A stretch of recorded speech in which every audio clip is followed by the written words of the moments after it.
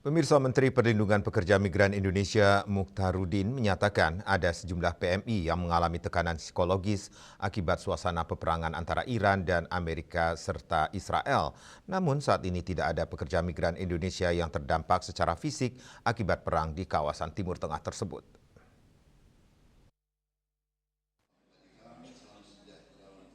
Menteri P2MI Mukhtarudin mengatakan ada sejumlah pekerja migran Indonesia yang mengalami trauma atau tekanan psikologis karena suasana perang, terutama pekerja migran yang ada di dekat dengan wilayah konflik seperti Qatar, Dubai, Abu Dhabi, dan Kuwait.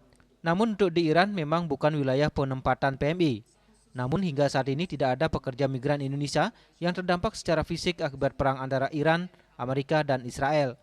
Kementerian P2MI telah berkoordinasi dengan seluruh pihak terutama pemerintah setempat, kedubes dan konsulat, para diaspora, termasuk menghubungi keluarga PMI di Indonesia untuk membantu memberikan konseling untuk meringankan tekanan psikologis yang dirasakan.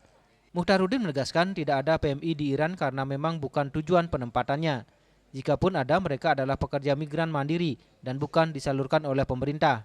Meskipun konflik senjata antara Iran, Amerika dan Israel belum berakhir, namun hingga kini tidak ada pekerja migran Indonesia yang minta untuk dipulangkan. Untuk yang di dampak Timur Tengah, untuk pekerja migran terutama Timur Tengah sampai hari ini tidak ada dampak yang berarti secara fisik, tapi mungkin hanya traumatik saja. Lama mungkin karena ada rudal lewat, bunyi bom, bunyi itulah yang membuat pekerja migran kita yang khususnya di Qatar, Abu Dhabi, Oman, Yordan, ya, yang Kuwait.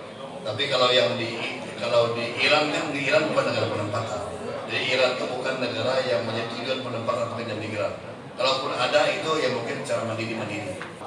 Dan belum ada kita melakukan eksodus ataupun pemulangan pada pekerja migran kita. Dan tapi tentu kami sudah berkoordinasi ya dengan perwakilan di luar negeri, dengan imigrasi, dengan kepolisian dan seluruh stakeholder bagaimana jika kondisi darurat terjadi di Timur Tengah, bagaimana opsi kita untuk mengevakuasi. Rai, Bali TV.